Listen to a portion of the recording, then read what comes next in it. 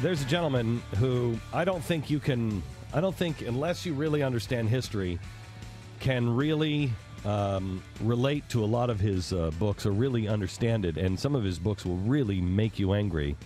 I know that I read one of his books, a few years ago. And when I first picked it up, I thought it was actually kind of excusing Hitler. And I stopped reading it. And then I went back and I started doing my homework on the Progressive Era and Woodrow Wilson. And I realized he wasn't excusing Hitler. He was showing the roots and where it came from and how we really have been, the progressives have really been at the forefront of almost every awful thing that has happened on this planet in the last 100 years or so. And much of it has come from the United States of America. For as good as we have been, we can be just as diabolical. With great power comes great responsibility, and we have shirked that responsibility or passed it on to others from time to time. He has a new book out now, Suicide of a Superpower, that quite frankly I'm afraid to read because I have a feeling he is exactly right. His name is Pat Buchanan. Welcome to the program, Pat. How are you, sir? Glenn, good to talk with you, Glenn. Good to talk to you, sir. First, let's start with this. Is there a survival tactic in the book? Yes, there is a survival tactic. I think we can deal with the budget problems and the fiscal problems and the economic problems if you get sort of Reaganite leadership in the Senate and the House and the presidency, although they're liable to be one-term presidents. But I think with some of the other things, the disintegration of society, the division of it, the poisoning of our politics, the divides along the lines of ethnicity, race, culture, creed, and ideology. Glenn, I'm afraid that the country seems to be disintegrating, and it's very hard to see how you can put it together when the social, cultural, moral revolution that ran through this country in the 60s has now captured a significant slice of it, if not half of it.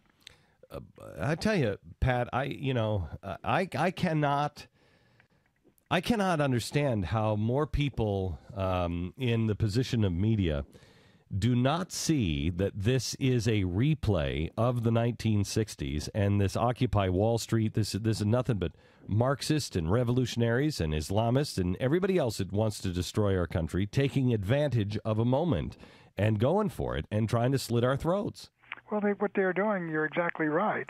I think the Communist Party got 1 million votes in around 1932 election. And what they do is seize upon and exploit the divisions in society in order to exacerbate them and then present themselves as the solution to the crisis. And that's exactly right. The communists early were behind the civil rights movement, not because they were enthusiastic about civil rights, but because the divisions in the country it was engendering, they thought they could advance on to power. And that's exactly what you've got now in some of this Occupy Wall Street and Occupy Madison, Wisconsin, et cetera. And the place where a lot of the problems were created is right in Washington, D.C. So explain, because you take the disintegration down and you break it down into three categories. Break the categories down. Well, there's the disintegration. There's certainly an economic and class, the separation. But more importantly, I think there is a fundamental religious divide and philosophical divide in beliefs, most fundamental beliefs about right and wrong and good and evil and God and man in society.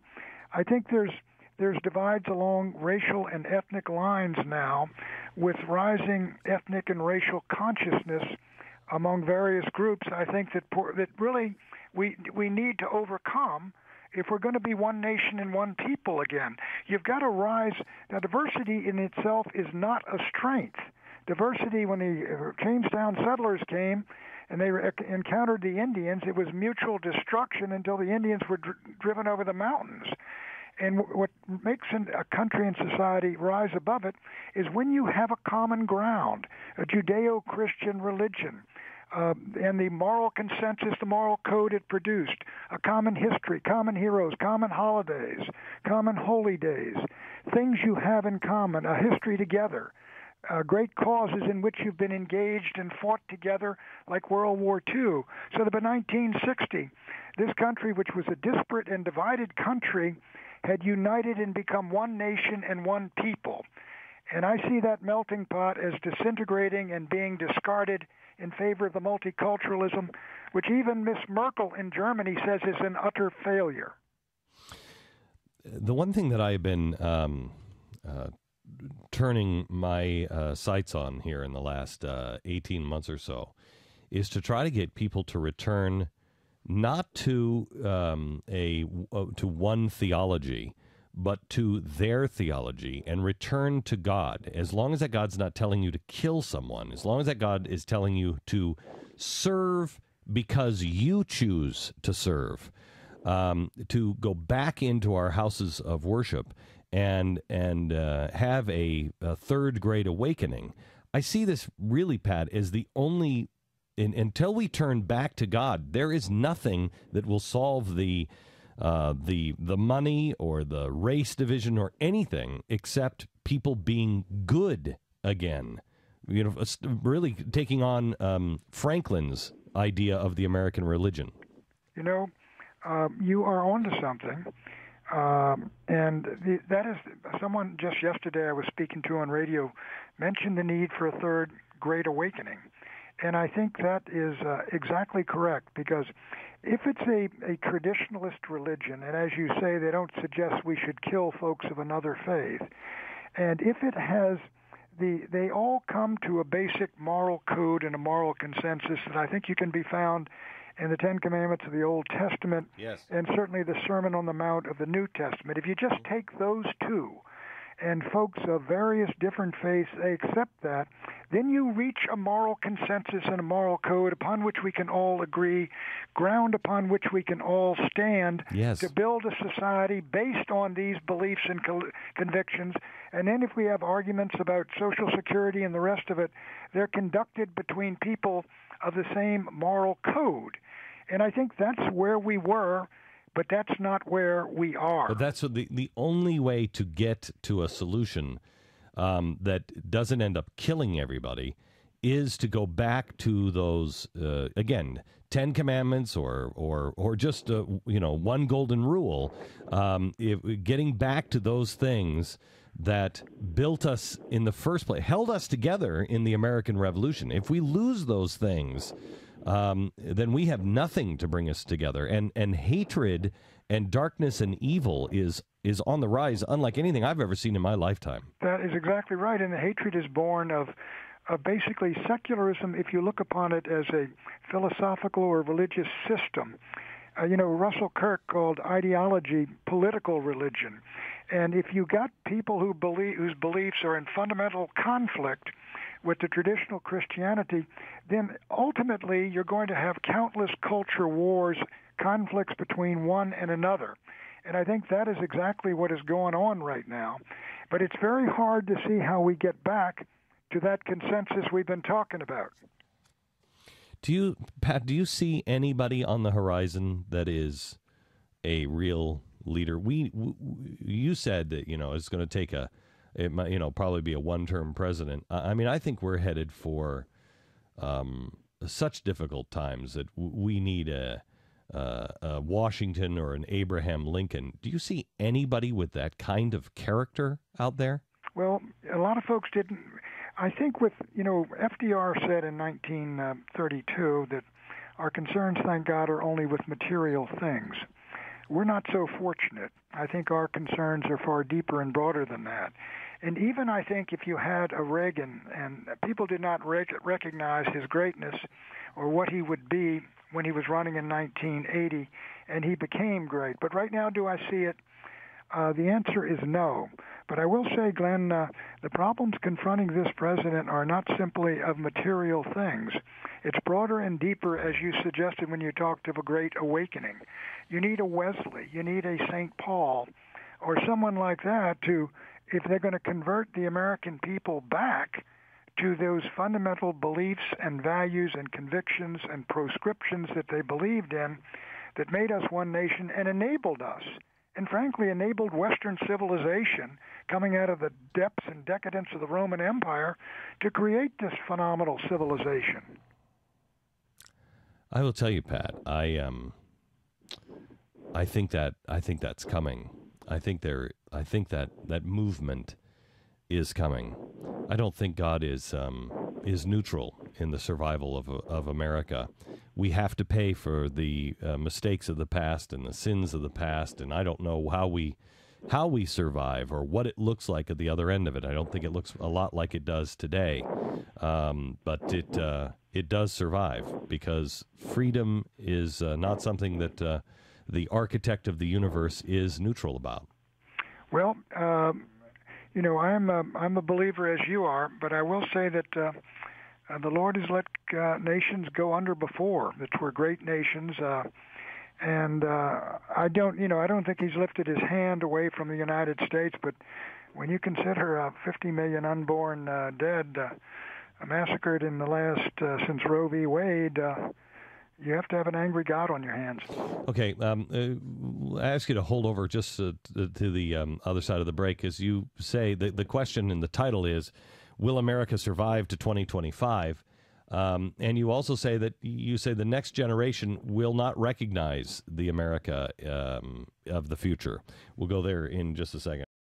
We are talking to Pat Buchanan, author of many, I don't need to even introduce him. You know Pat Buchanan. His latest is Suicide of a Superpower, Will America Survive to 2025? Pat, I want to start here before we get into the question of what America looks like at the other end. We were talking off on the air about, that there needs to be another Great Awakening. And right. I just want you to know that I have every intention of doing my part to bring that about. It is what I started to do in Washington, D.C. On 8/28, and what I'm really dedicating my life to here in the next few years. And I'd sure love to have you join us, or at least have you notice it from time to time and help spread the word, because it's coming. And there are millions of Americans that are waking up to it, and millions of preachers, pastors, and rabbis that are waking up and are beginning to see it. And I like to keep it kind of on the QT for the left, because they'll never see it coming. They'll never see it coming, but it is the answer. It is the only answer. It is the answer, and you're certainly correct. There's among the young, and where agnosticism and atheism are very strong, stronger than any other part of the American community. The older folks are still a pretty churched people, if you will, and a devout people and a Christianized people and Judaized people. But among the young, atheism and agnosticism, as I write in the book, are growing and spreading. But there are an awful lot of people out there who are hungering for that message. Let me give you one good statistic out of my book, Glenn.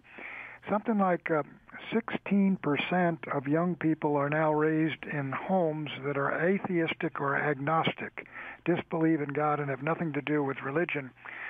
But of those 16%, one half eventually end up seeking God and seeking some kind of faith or religion or belief in God, what you've been talking about. It's the only way to save our country. Now, you say, will America survive to 2020 is on the cover. Mm-hmm. Will we survive, and what do we look like?